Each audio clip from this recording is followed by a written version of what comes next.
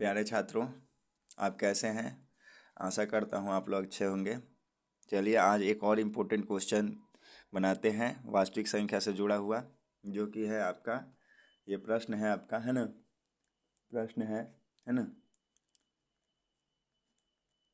ये प्रश्न पूछता है ना, बिहार बोर्ड में कि मैथ से आपका क्वेश्चन रहता है ये कि आप यूक्लिड विभाजन प्रमेयिका का प्रयोग करके यूक्लिड, है ना, ऐसे लिखे हैं यूक्लिड, है ना, यूक्लिड विभाजन विभाजन, है ना। ये क्वेश्चन रहता है कि यूक्लिड विभाजन, है ना, प्रमेयिका प्रमेयिका का प्रयोग प्रयोग, है ना, करके करके, है ना, 96, 96 और 404, है ना, 96 और 404, है ना, का 96, 404 का, है ना, मौसा ज्ञात करें। मौसा HCF, है ना, ज्ञात करें। ठीक, इस तरह का क्वेश्चन पूछा जाता है कि 96, 404 या दो, कोई भी दो संख्या दे देगा, आप बोलेगा यूक्लिड विभाजन प्रमेयिका का प्रयोग करके इसका मौसा निकालिए। तो कैसे होता है इसको चलिए देखते हैं कि हम कैसे यूक्लिड विभाजन प्रमेयिका का प्रयोग करके इसका मौसा निकालते हैं या HCF निकालते हैं। ये क्वेश्चन जो रहता है एग्जाम में आपको 2 नंबर का रहेगा, है ना, 2 या 3 नंबर कैरी करेगा। तो इसको हम देखते हैं कैसे करेंगे यूक्लिड विभाजन प्रमेयिका का प्रयोग। तो सबसे पहले जो है हम यहाँ यूक्लिड विभाजन प्रमेयिका को समझते हैं। यूक्लिड विभाजन प्रमेयिका है क्या? यूक्लिड विभाजन प्रमेयिका जो है ना, ये दो संख्याओं का मौसा निकालने के लिए एक बहुत ही मतलब अच्छी जो है विधि है, जिससे हम छोटे क्लास में भी पढ़े हैं, लेकिन उसको विस्तृत रूप से नहीं जानते हैं कि यही यूक्लिड विभाजन प्रमेयिका है। ठीक है, तो देखिए कैसे होता है। इसमें क्या करते हैं कि इसमें जो छोटी वाली संख्या है इसको a मान लेते हैं, और बड़ी वाली संख्या बड़ी वाली संख्या को a मान लेते हैं और छोटी वाली संख्या को b मान लेते हैं। तो यहाँ लिख लेते हैं। अब इसका हल करते हैं, लिखते हैं माना कि a बराबर, अब a का वैल्यू जो है सबसे बड़ी वाली संख्या जो भी दी रहेगी, जैसे यहाँ 404 है तो हमने a मान लिया, तथा, है ना, b बराबर, b जो है 96 यानी 96, है ना। a बराबर 404 और b बराबर 96, है ना, है, ऐसा मान लेते हैं। ठीक, तो यूक्लिड विभाजन प्रमेय क्या कहता है कि अगर दो संख्याएं हमारे पास दी गई हों, जैसे कि यहाँ 96, 404 दिया है, तो हम क्या कर सकते हैं, इन दोनों संख्याओं की मदद से अन्य दो संख्या ज्ञात कर सकते हैं Q और R, जिनके लिए A का वैल्यू जो है A is equal to B into Q plus R हो। ठीक, ये जो है हम समझिए एक भाग की तरह है कि हम भाग देते हैं, तो भाजक जो होता है, भाज्य बराबर क्या होता है, भाजक गुणे भागफल प्लस शेष। तो वही है कि यहाँ पे जो है हमारा 404 जो है ये भाज्य है और 96 जो है भाजक है। तो अगर हम इसको इससे भाग देंगे तो हमारे पास उसका भागफल आएगा, जिसको हम कोसेंट या क्यू बोलते हैं, और उसका शेष बचेगा जिसको रिमाइंडर या आर बोलते हैं ना।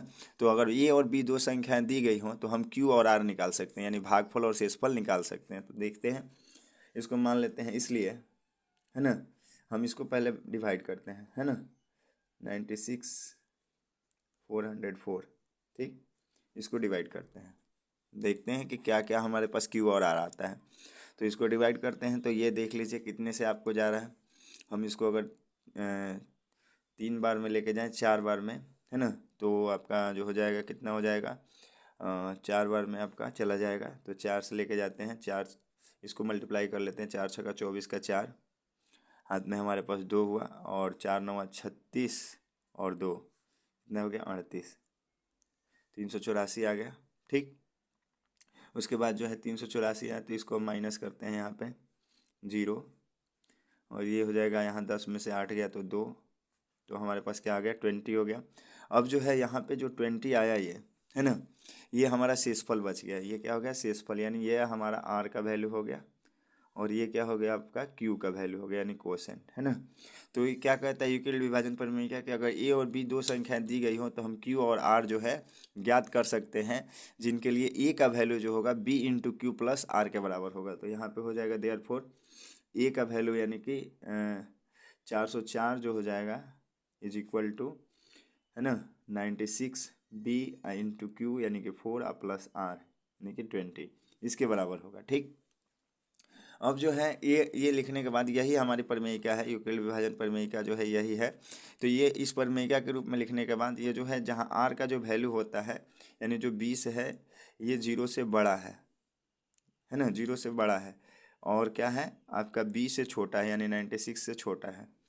ठीक, ये जो होता है कंडीशन होता है कि आर का वैल्यू जो होगा 0 या 0 से बड़ा या 0 के बराबर हो सकता है, और ये भाजक से हमेशा छोटा होगा। तो ये कंडीशन है। तो अगर यहाँ पे अब HCF की बात क्या आती है कि प्रमेयिका तो उपयोग कर दिया हमने। अब HCF क्या है कि HCF का मतलब क्या है कि जो प्रमेयिका हमने यहाँ लगाया है यूक्लिड विभाजन प्रमेयिका, अब इसमें क्या है कि हमें इसका HCF निकालना है। तो अब जो यहाँ शेषफल बचा है ये इसको 0 यानी 0 कर देंगे जब इस शेषफल को, तो समझिए कि यहाँ जो संख्या होगी वो पूरी पूरी इसको क्या करेगी, विभाजित करेगी। यानी जब शेषफल का मान 0 होगा तो जाहिर रूप से वो क्या होगा, पूरी पूरी विभाजित होगी। तो यहाँ पे लिखेंगे कि चूंकि आर का वैल्यू जो है यानी शेषफल इज नॉट इक्वल टू 0 यानी 0 नहीं है, 0 नहीं है, इसलिए फिर हम डिवाइड करेंगे, है ना। इसलिए ये दूसरा चरण है, ये पहला चरण है आपका। पहले चरण में हमने यहाँ पे जो भाग दिया, ये 3-4 चरणों में आपका जो होता है HCF आता है। तो ये प्रथम चरण है, इसको आप लिख लेंगे प्रथम चरण, है ना, यानी फर्स्ट स्टेप। उसके बाद जो है सेकेंड स्टेप जो है ना, इसलिए अब दूसरा चरण यहाँ पे दूसरा चरण है ना। सेकेंड स्टेप में क्या करेंगे कि जब R0 नहीं आया तो अब 20 से जो है ना 20 से अब डिवाइड करेंगे 96 को। ठीक, इस तरह से 20 से 96 को अब डिवाइड करेंगे। तो यहाँ पे फिर अब डिवाइड करेंगे तो वही 20 से आप करेंगे, 20 चौका 80, 4 बार में 80 हो जाएगा, और यहाँ आपका बच जाएगा 16। ठीक, अब जो 16 ये आर का वैल्यू हो गया आपका, ये आर हो गया, और ये क्या हो गया आपका क्यू का वैल्यू हो गया। ठीक, तो फिर हम वही लिखेंगे कि इसलिए अब यूक्लिड विभाजन प्रमेय यहाँ पे लगाएंगे तो आपका होगा 96 इज इक्वल टू, ये देखिए यहाँ पे जो भाजक होगा इसको इक्वल में लिखिएगा, इज इक्वल टू 20 यानी कि जिससे डिवाइड किए है उसको इंटू 4 प्लस आर यानी कि 16। ठीक, ये हो गया। तो ये भी आपका प्रमेय का यहाँ पर भी हमने लगाया यूक्लिड विभाजन प्रमेय का। यहाँ पर भी जो आर का वैल्यू है ये 0 से बड़ा है, देख रहे हैं 0 से बड़ा है, और ये क्या है 96 से 96 यहाँ भाजक 20 से छोटा है। ठीक है, तो ये हो गया यहाँ आर का वैल्यू, यही कंडीशन में यहाँ भी चल रहा है। तो यहाँ भी लिखेंगे कि since R is not equal to 0 यानी आर का वैल्यू यहाँ भी 0 नहीं हुआ। तो फिर अब तीसरे चरण में चलेंगे और देखते हैं तीसरे चरण में फिर वही जो है हम तीसरा चरण लगाएंगे यूक्लिड विभाजन प्रमेयिका का। तो देखते हैं तीसरा चरण में क्या होता है। तीसरा चरण हो गया, तो तीसरा चरण में अब क्या करेंगे, जो शेषफल आया है, जैसे कि यहाँ शेषफल कितना आया है 16, तो 16 से अब क्या करेंगे हम फिर डिवाइड करेंगे किसको, अब 20 को डिवाइड करेंगे, है ना, 20 को डिवाइड करेंगे। तो ये कितना हो जाएगा आपका 16 एकम 16, और यहाँ शेष कितना आ जाएगा आपका 4। ठीक, ये आर हो गया और ये आपका क्यू हो गया। ठीक, अब जो है यहाँ पे फिर देखते हैं, फिर यूक्लिड विभाजन प्रमेयिका का प्रयोग करते हैं। तो हम देख पा रहे हैं कि यहाँ के 20 इज इक्वल टू जो हो जाएगा 16 इंटू 1 प्लस 4। ठीक, जहाँ यहाँ 4 जो आया है ये 0 से बड़ा है, और ये जो है आपका 16 से छोटा है। ठीक, तो यहाँ पे भी आर आपका 0 नहीं हुआ, यहाँ पे भी रिमाइंडर जो हुआ 0 नहीं हुआ, हमने प्रमेयिका लगाया लेकिन शेषफल 0 नहीं आया। तो यहाँ लिखेंगे since R is not equal to 0, है ना। इसलिए अब चौथे चरण में चलते हैं, और चौथे चरण में अब देखते हैं, फिर डिवाइड करते हैं, देखते हैं कि क्या होता है यहाँ पे चौथा चरण, है ना। चौथे चरण में हम देखेंगे तो अब जो शेषफल आया है हमारे पास कितना है 4 है। तो शेषफल से अब किसको डिवाइड करेंगे हम 16 यानी 16 को डिवाइड करेंगे। अब देखते हैं यहाँ पे देखिए ये पूरा पूरा यहाँ 4 चौका 16 कट जाएगा, यहाँ शेषफल 0 आ जाएगा, है ना, ये आर हो गया और ये आपका क्यू हो गया। ठीक, तो अब यहाँ क्या देखते हैं कि आपका सिंस, है ना, आपका परिमेयिका के अनुसार क्या हो गया 16 मैंने 16 इज इक्वल टू 4 गुणे 4 प्लस 0 है ना। तो यहाँ पे देखिए आर का वैल्यू जो हो गया इक्वल टू 0 आ गया है ना। आर का वैल्यू क्या हो गया इक्वल टू 0 हो गया।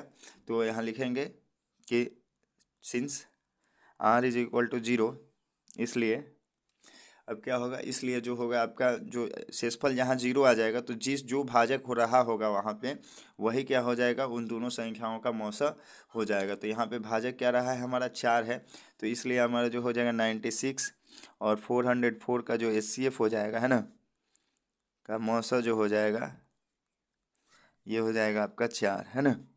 और ये आपका इस तरह से आंसर आ जाएगा। ठीक, तो इस तरह से आता है आपका ये क्वेश्चन कि युगिल विभाजन परिमेयिका का प्रयोग करके आप दो दी गई संख्याओं का मौसा ज्ञात करें। तो इस तरह से आप इसको बनाएंगे।